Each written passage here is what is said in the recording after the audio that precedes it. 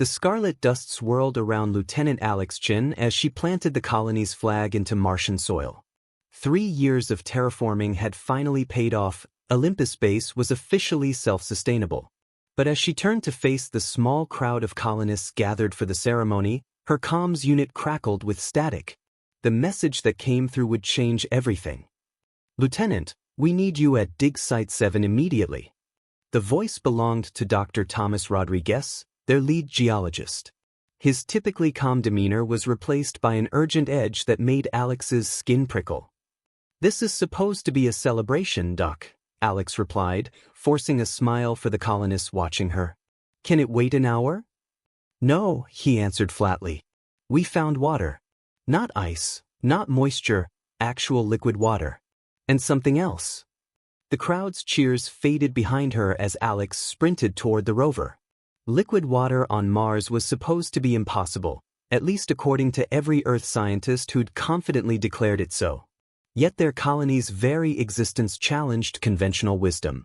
Humanity had been on Mars for less than a decade, but they'd already achieved what previous generations considered science fiction.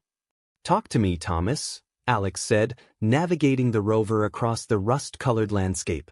The massive dome of Olympus Base shrank in her rearview mirror as she approached the northern ridge where the dig sites were located. "We were extending the tunnels for the new hydroponics section when we broke through into some kind of cavern," Thomas explained over the comms. "It's like nothing we've ever seen. The water's flowing, Alex. Actually flowing." 20 minutes later, Alex stood at the edge of an underground lake that shouldn't exist.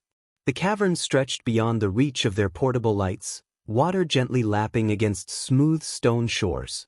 The science team had already set up equipment, their faces illuminated by the glow of tablets and sample analyzers. "The mineral composition is fascinating," Dr. Eliza Nguyen said, not looking up from her readings. "There's evidence of organic compounds. Complex ones. And that's not all." Thomas guided Alex toward a section of wall that had been cleared of dust. "Look at this." Alex's breath caught as her light revealed intricate patterns carved into the stone, geometric shapes and swirling lines that couldn't possibly be natural formations.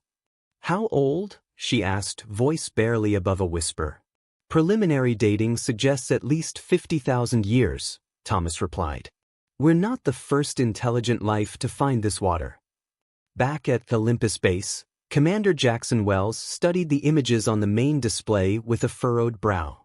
The colony's leadership team had gathered in the command center, the celebration put on indefinite hold.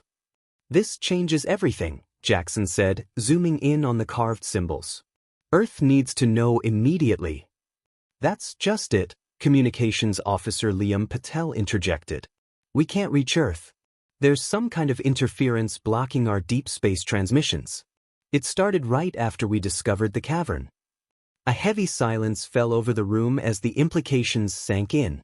They were alone, possibly the first humans to discover evidence of alien intelligence, with no way to contact home. The colony's sensors picked it up first, a disturbance in the atmosphere, heat signatures descending rapidly toward the surface. They weren't meteors. The trajectories were too controlled, too precise.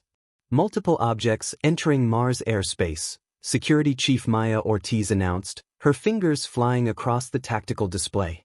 "Configuration unknown. They're heading directly for the dig site." Alex found herself back in a rover, racing toward the cavern with a security team. Their orders were clear: secure the site and the water source at all costs. Mars had given humanity a second chance after Earth's resources had dwindled. They wouldn't surrender this discovery without a fight. The ground shook as the first vessel landed 2 kilometers from the dig site. Through her binoculars, Alex watched as a hatch opened and figures emerged, tall, with limbs that moved in ways that seemed impossible for terrestrial anatomy. "They're here for the water," she realized aloud. "Just like us." Her team took defensive positions as more ships appeared on the horizon. Humanity had come to Mars seeking resources, seeking survival. It seemed they weren't the only ones. "Hold your positions," Alex commanded, checking her weapon. "We defend what's ours." The aliens moved with purpose, forming precise formations as they approached. Their technology was clearly advanced, But Alex noticed something in their movements: caution, perhaps even fear. Whatever these beings were, they needed the water as desperately as the human colonists did. As the distance between them closed, Alex made a decision that would define humanity's first contact. She stepped forward, weapon lowered but ready, and waited to see if diplomacy was possible before war became inevitable. That a signal pulsed from the alien formation, lights flashing in patterns reminiscent of the carvings in the cavern. The message was clear even without translation: the water didn't belong to humans. It never had, and the true owners had returned to claim it. The standoff stretched into minutes that felt like hours. Alex's team remained in defensive positions, fingers hovering near triggers while the aliens continued their light display. Behind her, Thomas worked frantically on a tablet, trying to decipher the pattern. "I think it's some kind of mathematical sequence," he whispered. "Prime numbers, then something more complex."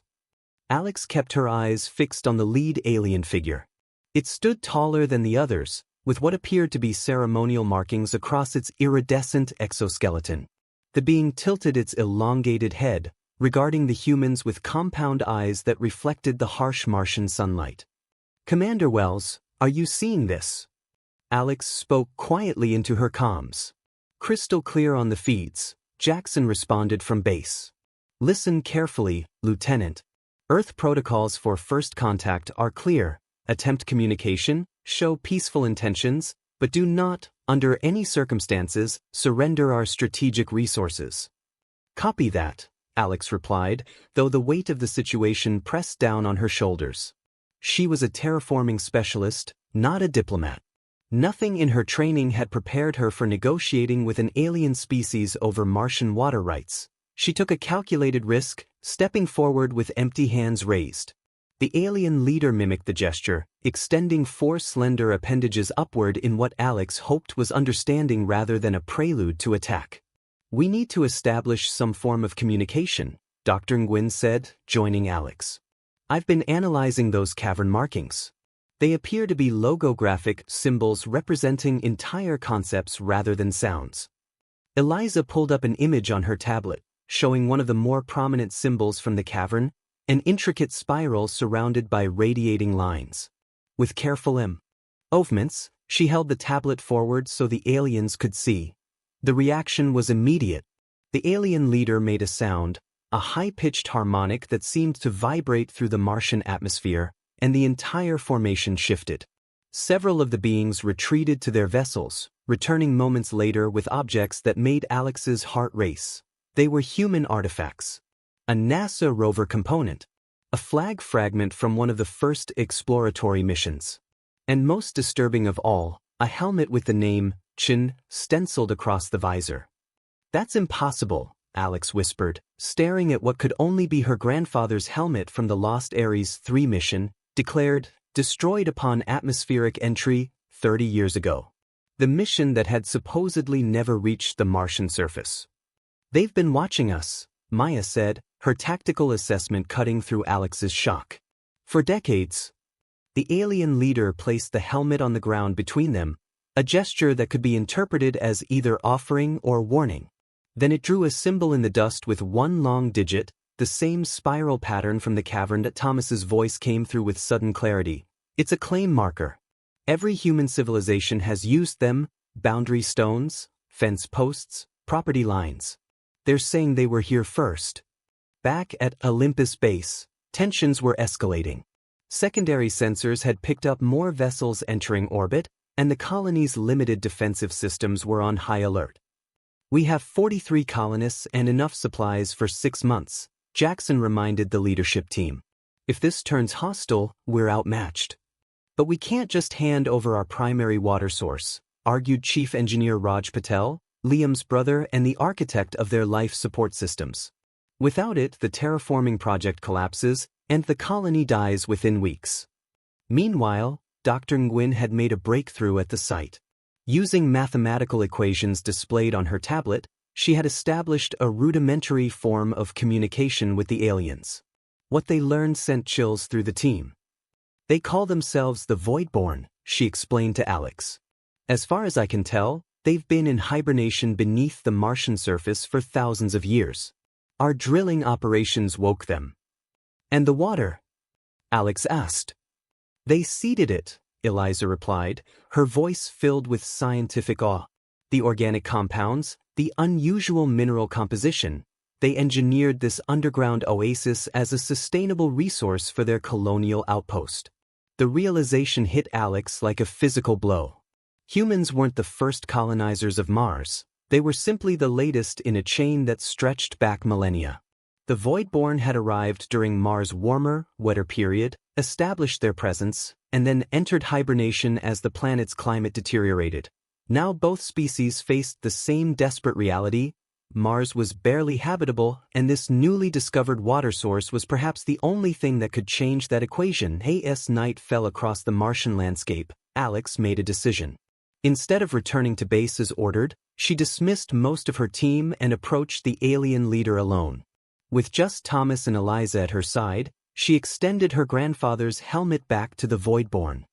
We need to understand each other, she said, knowing her words meant nothing to the alien but hoping her intent would carry. Before both our peoples make mistakes we can't undo. The alien accepted the helmet, then made a gesture toward the cavern entrance. An invitation.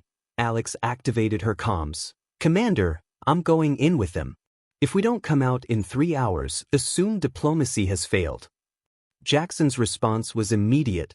That's a negative, Lieutenant. Return to base immediately. Alex looked at the alien leader, then back toward Olympus base where 43 humans waited, their futures hanging on what happened next. Sometimes, sir, she replied, we have to risk everything to save everything. She switched off her comms and followed the Voidborn into the darkness, towards secrets buried beneath the Martian soil for 50,000 years. The descent into the Martian depths felt like traveling backward through time. Alex, Thomas, and Eliza followed the Voidborn leader through tunnels that bore no signs of recent excavation. These passages had existed long before humans ever dreamed of space travel. These weren't made by tools, Thomas whispered, running his gloved hand along the perfectly smooth wall. They were grown somehow. The alien leader, whom they'd started calling Spiral after the symbol it kept drawing, moved with fluid grace despite the low gravity. It paused occasionally, touching specific points on the tunnel walls that illuminated with a soft blue bioluminescence, lighting their way deeper. 2-hour mark, Eliza noted, checking her oxygen levels. We should turn back soon. Alex shook her head. Not yet. Look. The tunnel opened into a vast chamber that dwarfed the water cavern they'd discovered earlier. Suspended from the ceiling were thousands of translucent pods, each containing a Voidborn in hibernation. The sight was both beautiful and terrifying, an army sleeping beneath the Martian surface, waiting. Spiral guided them to a central structure that resembled a control station. With precise movements, it activated a holographic display showing Mars, not as the red planet humans knew, but as a blue world with oceans and clouds. Ancient Mars, Thomas breathed, before it lost its atmosphere. The display shifted, showing the planet's tragic transformation, the atmosphere thinning, the water retreating underground, and finally, the Voidborn entering their hibernation chambers as the surface became uninhabitable. They're not invaders, Alex realized. They're refugees just like us. Back at Olympus base, Commander Wells paced the command center, watching the clock tick past the 3-hour deadline. The situation had deteriorated rapidly since Alex went offline. More alien ships had entered orbit, and Earth remained unreachable. Prepare evacuation protocols, he ordered finally. If they're not back in 30 minutes, we assume the worst and move to secure the secondary water source at Promethei. Chief Engineer Raj looked up from his console, face grim. Sir, the secondary site doesn't have nearly enough capacity for all colonists. We'd have to leave people behind. I know, Jackson replied, the weight of command heavy in his voice. Start making the list. In the alien chamber, communication had progressed beyond simple symbols. Spiral had connected Eliza's tablet to their holographic system, creating a rudimentary translation matrix. What they learned shattered everything they thought they knew about Mars. The Voidborn didn't just hibernate, Eliza explained, eyes wide with revelation. They've been terraforming Mars from beneath the surface for millennia. Those underground water systems? They're not natural or even engineered reserves. They're the result of millennia of patient work to restore the planet's hydrosphere. And our drilling opera. Tie-ins disrupted their systems, Thomas added. We accidentally sabotaged thousands of years of progress. Alex studied the holographic display showing the network of underground water channels the Voidborn had painstakingly created and the damage human mining operations had inflicted. One particular breach had caused catastrophic damage to a primary water circulation system. They don't want us gone, she said slowly. They need our help to fix what we broke. A tremor shook the chamber, dislodging dust from the ancient ceiling. Spiral's body language shifted dramatically, its movements becoming urgent, alarmed. The translation matrix produced its first coherent output, critical failure imminent. On the surface, Maya's security team detected the tremor first. Seismic activity at Dig Site 7, she reported. And it's increasing. Jackson made the call he'd been dreading. Launch the evacuation shuttles. Anyone not at the landing pad in 20 minutes gets left behind. The colonists moved with practiced efficiency, emergency drills finally serving their purpose. Parents gathered children, scientists grabbed crucial research data, and engineers collected the equipment necessary to establish a new outpost. Liam Patel remained at his communications console, still trying to reach Earth. I'm getting something, he announced suddenly. It's faint, but it's from Alex. The message was broken, static cutting through crucial information. Water system collapsing, planet-wide implications, need engineers, don't evacuate. She wants us to stay? Jackson asked incredulously. With those ships in orbit? Sir, Maya interrupted, eyes fixed on her tactical display. The alien vessels, they're not positioning for attack. They're forming a defensive perimeter around the planet. Another, stronger tremor shook the base, knocking equipment from shelves and causing hairline fractures in the habitat dome.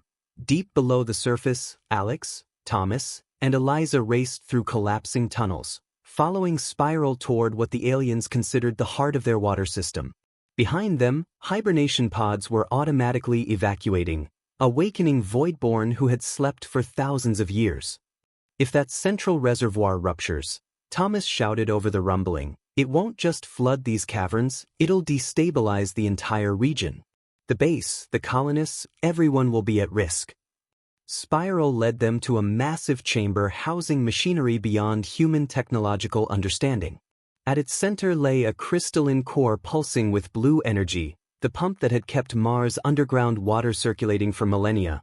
Now it was failing, fractures spreading across its surface with each new tremor. Can we fix it? Alex asked, the question directed as much to herself as to her companions. Eliza studied the Voidborn interface. Not with what we have here. We need the colony's engineers, their equipment. And they're evacuating, Alex realized. She tried her comms again, but the dense rock blocked transmission. Thomas pointed to a series of tunnels branching from the chamber.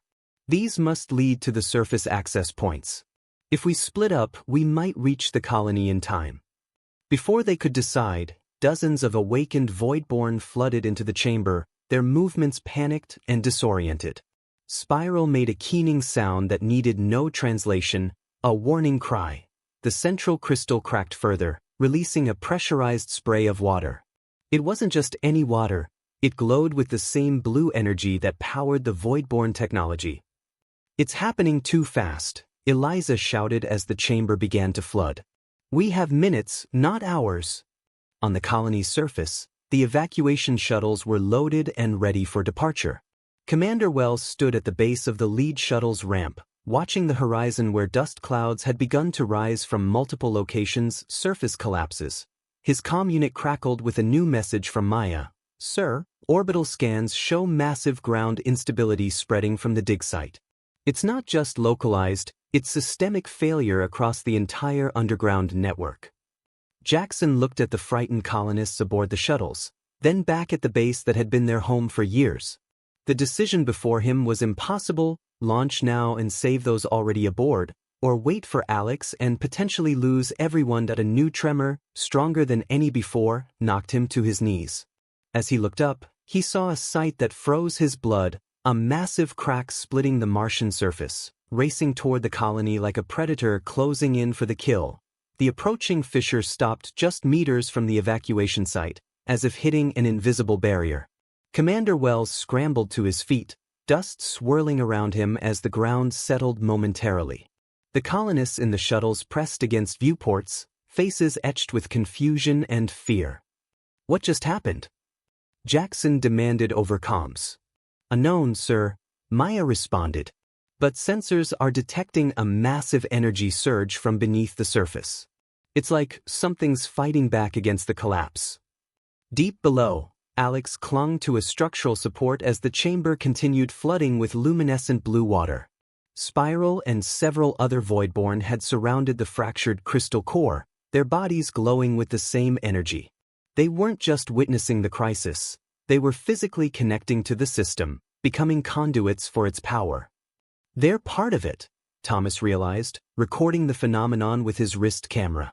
The Voidborn and their technology are biologically linked. Eliza studied her tablet as new data flowed through the alien interface. Alex, look at this.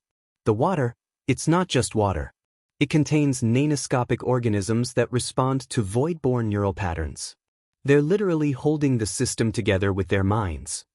A sudden surge sent them scrambling higher as the water level rose rapidly.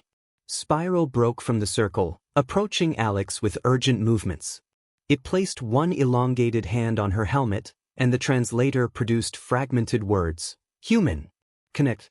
Save. What does it want? Thomas asked. Alex stared at the alien, a terrible understanding dawning. It wants me to join them. To help stabilize the system.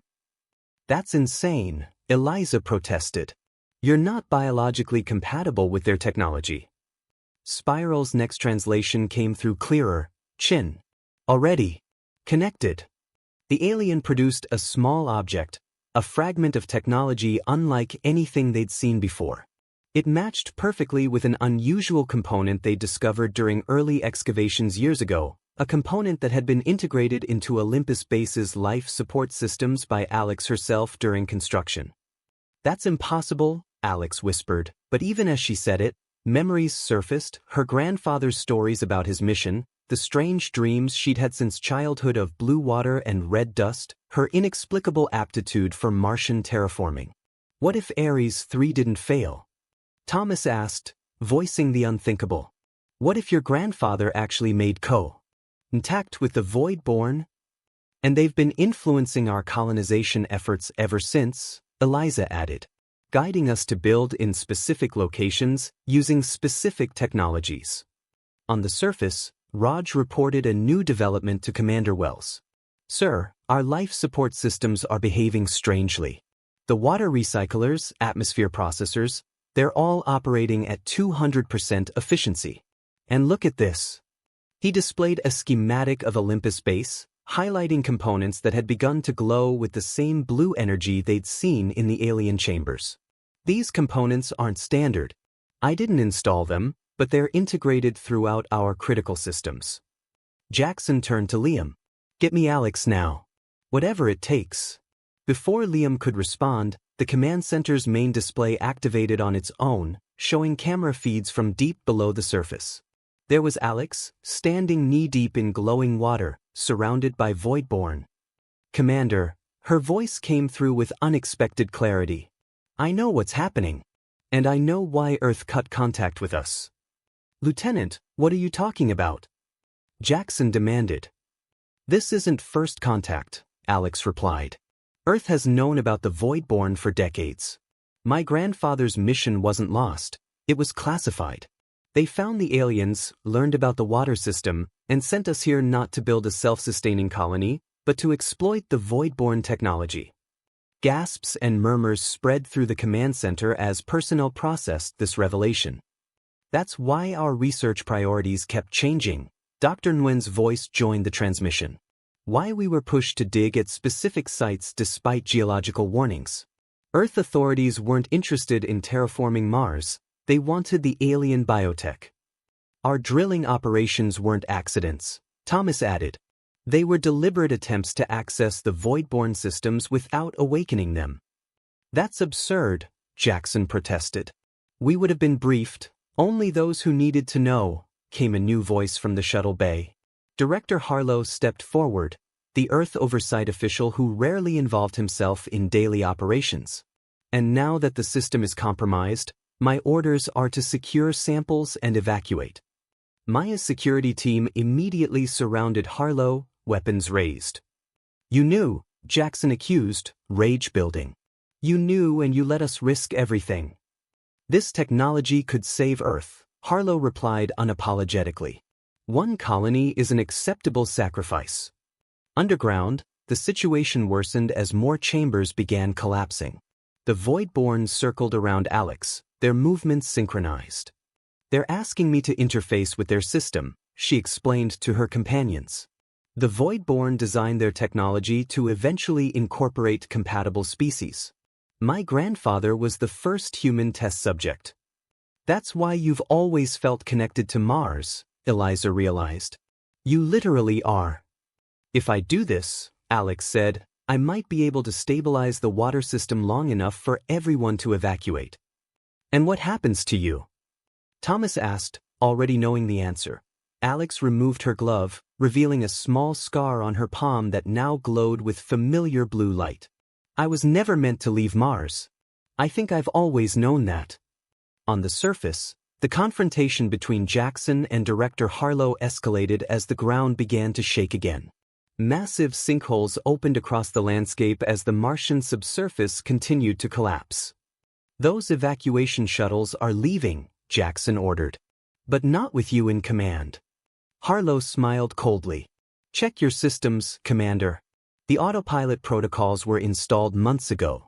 Those shuttles launch in 5 minutes, with or without your permission, and they're already programmed to return to Earth with their cargo. What cargo? Raj asked. Core samples from the Voidborn water system, Harlow replied. Extracted during your routine maintenance dives. The organisms in that water are worth more than this entire colony. As if responding to his words, the base's water systems began to pulse with intense blue light. The liquid in their drinking dispensers, showers, and agricultural irrigation systems glowed with the same luminescence they'd seen below. It's in our system, Raj realized with horror. The void-born organisms, we've been using them, drinking them for years. Not just using them, came Alex's voice, now sounding strangely harmonic, almost inhuman. They've been changing us. Preparing us. The video feed showed Alex stepping fully into the glowing pool, hand outstretched toward the fractured crystal core. As her fingers touched its surface, energy surged through her body, lifting her off the ground. The Voidborn formed a circle, their bodies pulsing in rhythm with the light. What's happening to her? Jackson demanded. Evolution, Thomas replied, his voice filled with awe. The next stage of human adaptation to Mars. The ground beneath Olympus base stopped shaking as Alex's eyes opened, now glowing with the same blue light as the water. I understand now, she said, her voice overlapping with other tones, as if multiple consciousnesses spoke through her. This was never about a war for water. It's about a choice, remain human and watch Mars die again, or become something new and help it live. Behind her, thousands more hibernation pods began to activate as the oldest Voidborn awoke, the elders of their species. And they had been waiting for this moment for 50,000 years. Light coursed through Alex's veins as the consciousness of countless Voidborn merged with her own. Memories not her own flooded her mind. The ancient Mars with its flowing rivers and gentle rains, the catastrophic climate collapse, the desperate plan to preserve their civilization beneath the surface. She saw her grandfather's first contact, his willing participation in their experiments, and the secret agreement with Earth authorities. They're showing me everything, she gasped, her voice echoing strangely through the comms. The Voidborn didn't just go into hibernation to survive, they were waiting. Waiting for what? Thomas asked, backing away as the blue glow intensified around Alex. For us, she replied. For humans to arrive. This was always their plan. In the command center, Jackson watched in stunned silence as the feed showed Alex hovering above the water, tendrils of blue energy connecting her to both the crystal core and the Elder Voidborn. The tremors had stopped completely, and sensors showed the subsurface stabilizing throughout the region. "She's actually doing it," Raj marveled. "She's fixing their system." Harlow lunged for the shuttle controls, desperate to complete his mission. "You don't understand what's at stake. Earth is dying faster than anyone is admitting. We need this technology." Maya intercepted him, pinning him against the wall. "And you think stealing it was the answer? These beings were willing to share." "Not on our terms," Harlow spat. "They wanted partnership. Earth wants ownership." The shuttle countdown reached 1 minute as Liam worked frantically to override the autopilot protocols. "It's no use," he reported. "The command codes are locked." Underground, Alex heard the exchange through her enhanced connection to the base systems. With newfound abilities, she reached out through the Voidborn network, accessing the shuttle's computers. "I can stop them," she told Thomas and Eliza. "But there's a cost." The Elder Voidborn surrounded Alex, their bodies pulsing in unison.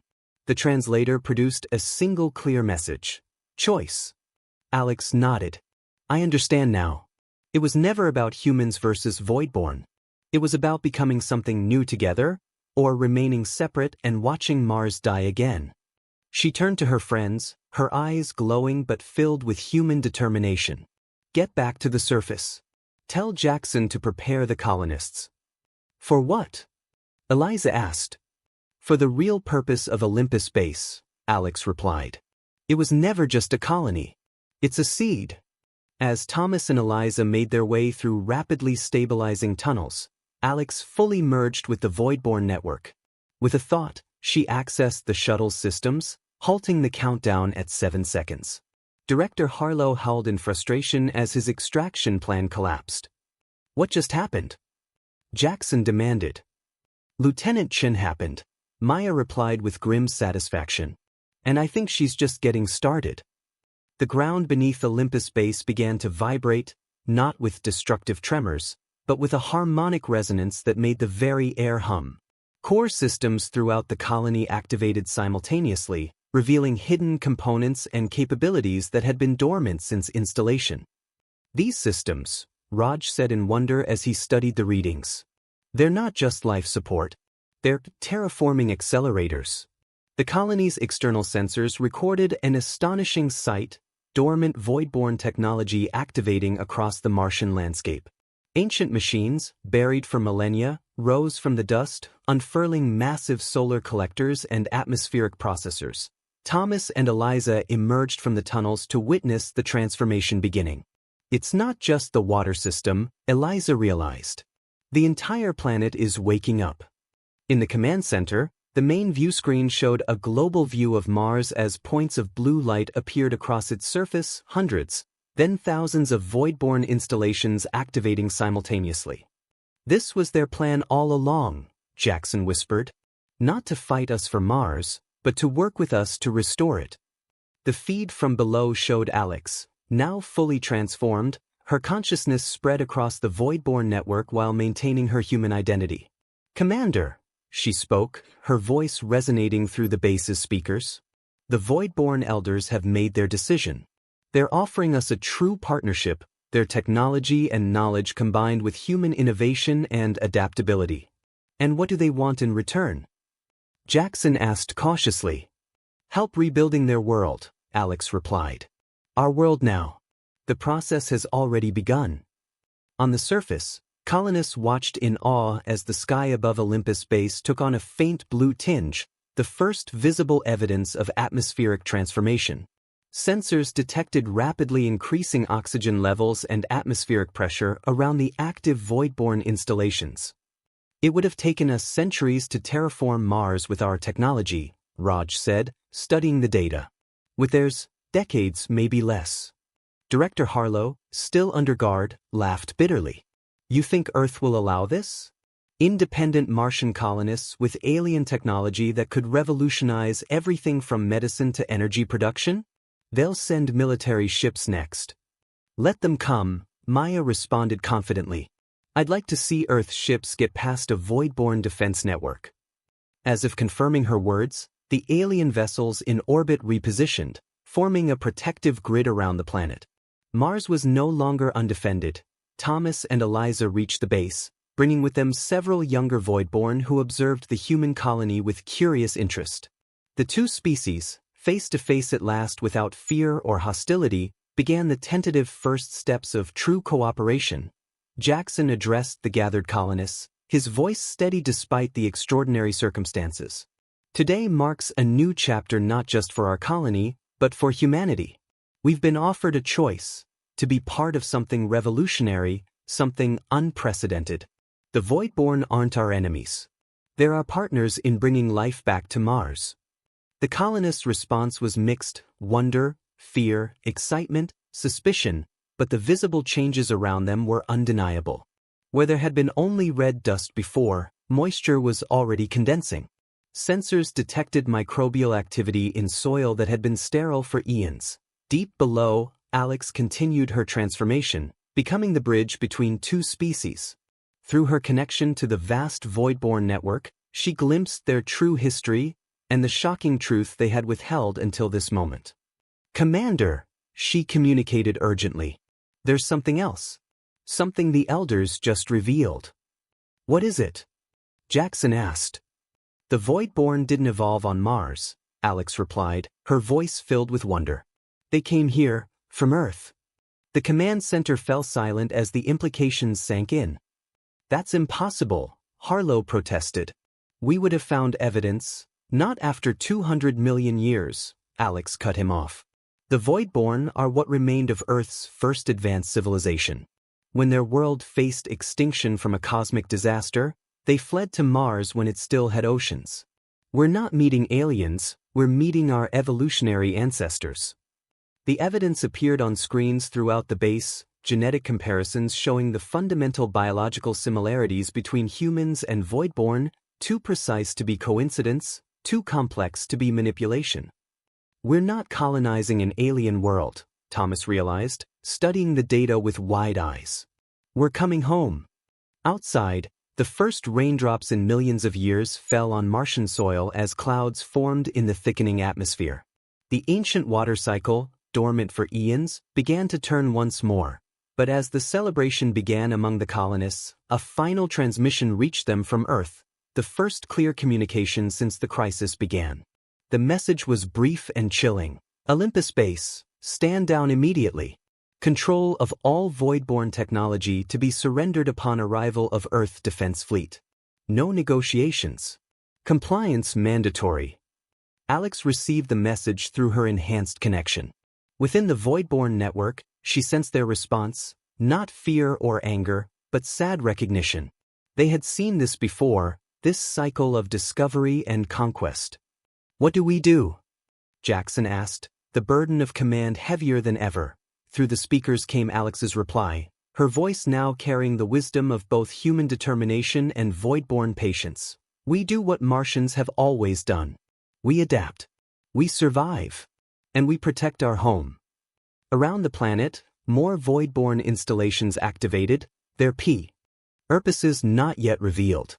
Whatever Earth forces were coming, Mars would be ready. The war for water had ended, but the fight for Mars' future, and perhaps humanity's soul, was just beginning. The following weeks transformed Mars in ways that would have seemed impossible only months before. Olympus Base expanded rapidly, with new structures growing rather than being built, guided by Voidborn bioengineering and human creativity. The colonists worked alongside their evolutionary ancestors, each species bringing unique perspectives and abilities to their shared goal of planetary revival. Alex moved between worlds, sometimes physically present among the colonists, other times existing primarily within the Voidborn network.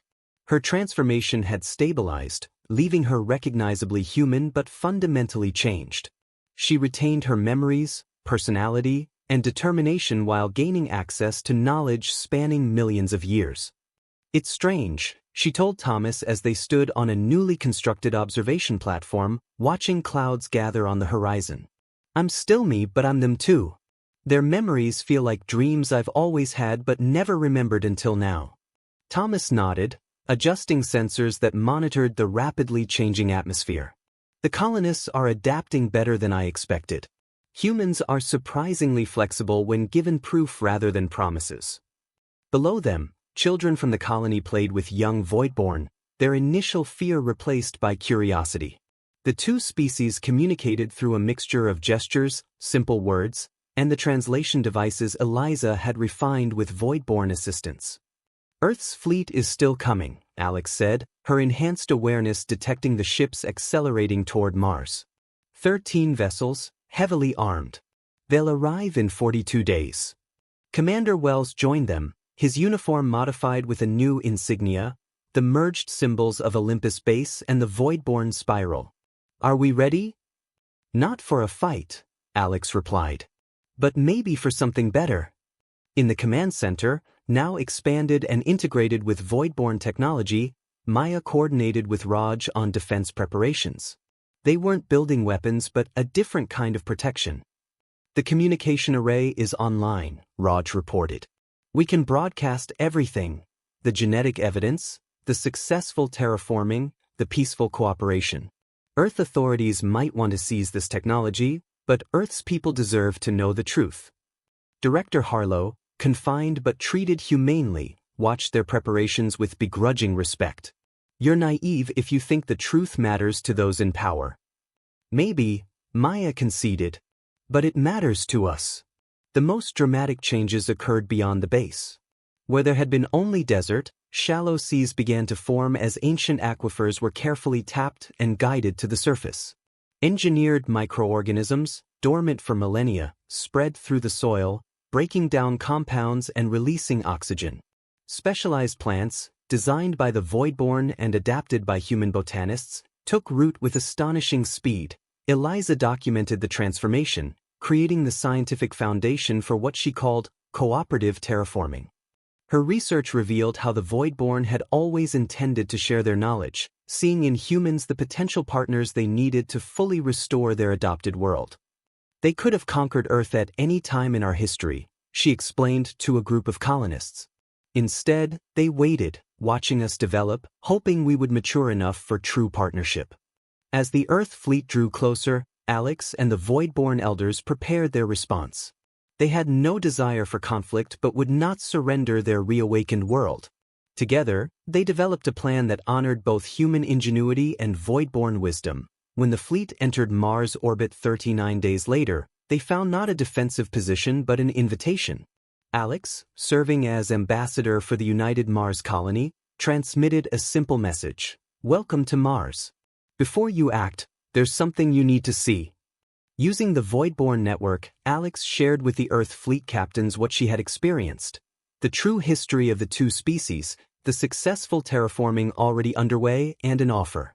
Mars would share its technology and resources with Earth, not as subordinates, but as partners in restoring both worlds. The fleet commander was skeptical until Alex activated the final phase of their plan. Across Mars, massive atmospheric processors switched to maximum output, visibly accelerating the planet's transformation. It was an undeniable demonstration of power, but used for creation rather than destruction. This is what we offer Earth, Alex transmitted. Not weapons or control, but a second chance for both our worlds. 3 days of tense negotiations followed before the fleet commander made his decision. Against his orders but with the support of his crew, he accepted the partnership. The other captains followed his lead, their mission of conquest transformed into one of cooperation. 6 months later, the first official diplomatic mission from Earth arrived at Olympus Base, now the capital of what many called New Mars. They found a world in the midst of miraculous change. Breathable atmosphere extended for hundreds of kilometers around major Voidborn installations. Lakes glimmered where dust storms had once raged. Green patches spread across the landscape as engineered plants took hold in the colony's new central garden, built around the original flag Alex had planted that fateful day. Representatives from Earth met with the combined leadership of humans and Voidborn. Alex, now serving as the bridge between all factions, welcomed them. We stand at a crossroads, she said, her voice carrying easily in the Martian air that grew thicker each day. Not just for Mars or Earth, but for the future of both our species. The Voidborn left Earth to survive. Humans came to Mars for the same reason. Now, together, we've found something more important than survival, a way to thrive by cooperation rather than conquest. As night fell, colonists and visitors gathered to watch twin moons rise over a landscape their ancestors could never have imagined. Where there had been only barren red dust and ancient dreams, new life now took root. The war for water had become a peace built on understanding, and Mars, once deemed dead, pulsed with renewed promise. Thomas joined Alex at the edge of the gathering, both watching as human children and young Voidborn played beneath stars that seemed brighter in the clearing atmosphere. "Was it worth it?" he asked quietly. "Everything you gave up to make this happen?" Alex smiled, her eyes reflecting the blue glow of Voidborn technology that had become part of her. "I didn't give up being human, Thomas. I just learned what that really means. We've always been adaptable, resilient, curious. That's how we survived on Earth. Now those same qualities will help us transform Mars." She looked toward the horizon where the first hints of dawn revealed clouds gathering over distant mountains. "This isn't an ending. It's finally the right beginning."